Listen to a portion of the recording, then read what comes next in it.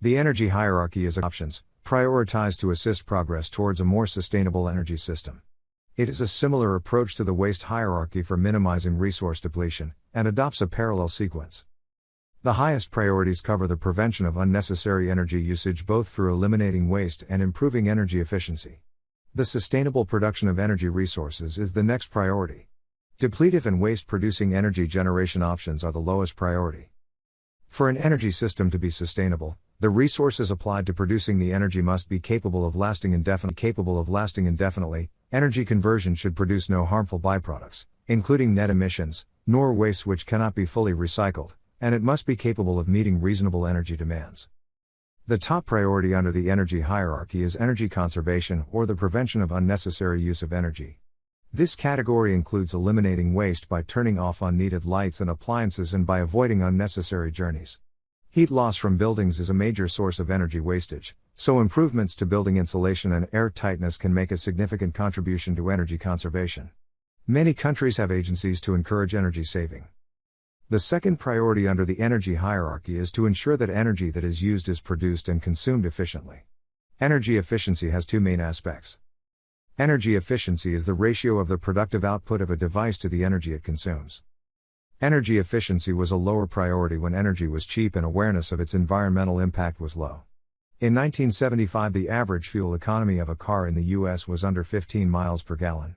Incandescent light bulbs, which were the most common type until the late 20th century, waste 90% of their energy as heat, with only 10% converted to useful light. More recently, energy efficiency has become a priority. The last reported average fuel efficiency of US cars had almost doubled from the 1975 level. LED lighting is now being promoted, which are between 5 and 10 times more efficient than incandescents. Many household appliances are now required to display labels to show their energy efficiency. Losses are incurred when energy is harvested from the natural resource from which it is derived, such as fossil fuels, radioactive materials, solar radiation, or other sources. Most electricity production is in thermal power stations, where much of the source energy is lost as heat. The average efficiency of world electricity production in 2009 was about 37%. A priority in the energy hierarchy is to improve the efficiency of energy conversion, whether in traditional power stations or by improving the performance ratio of photovoltaic power stations and other energy sources. Overall efficiency and sustainability can also be improved by capacity or fuel switching from less efficient, less sustainable resources to better ones, but this is mainly covered under the fourth level of the hierarchy. Renewable energy describes naturally occurring, theoretically inexhaustible sources of energy. These sources are treated as being inexhaustible, or naturally replenished, and fall into two classes. The first class of renewables derive from climatic or elemental sources, such as sunlight, wind, waves, tides or rainfall, hydropower. Geothermal energy from the heat of the Earth's core also falls in this category. These are treated as being inexhaustible because most derive ultimately from energy emanating from the sun, which has an estimated life of 6.5 billion years. The other main class of renewables, bioenergy, derives from biomass, where the relatively short growing cycle means that usage is replenished by new growth. Bioenergy is usually converted by combustion, and therefore gives rise to carbon emissions. It is treated as carbon neutral overall, because an equivalent amount of carbon dioxide will have been extracted from the atmosphere during the growing cycle. Bioenergy sources can be solid, such as wood and energy crops, liquid, such as biofuels, or gaseous, such as biomethane from anaerobic digestion.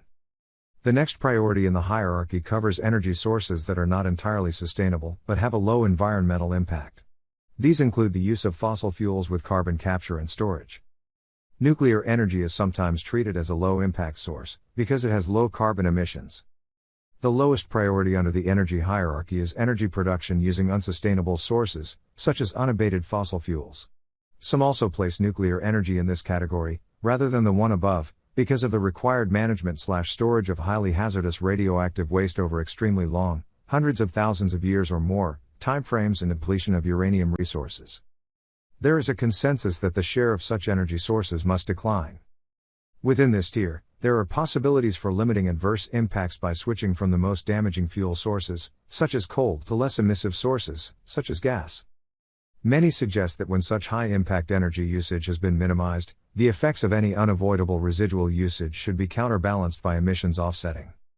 The energy hierarchy was first proposed in 2005 by Philip Wolff, when he was Director General of the Renewable Energy Association. This first version had 3 levels: energy efficiency, renewables, and traditional energy production.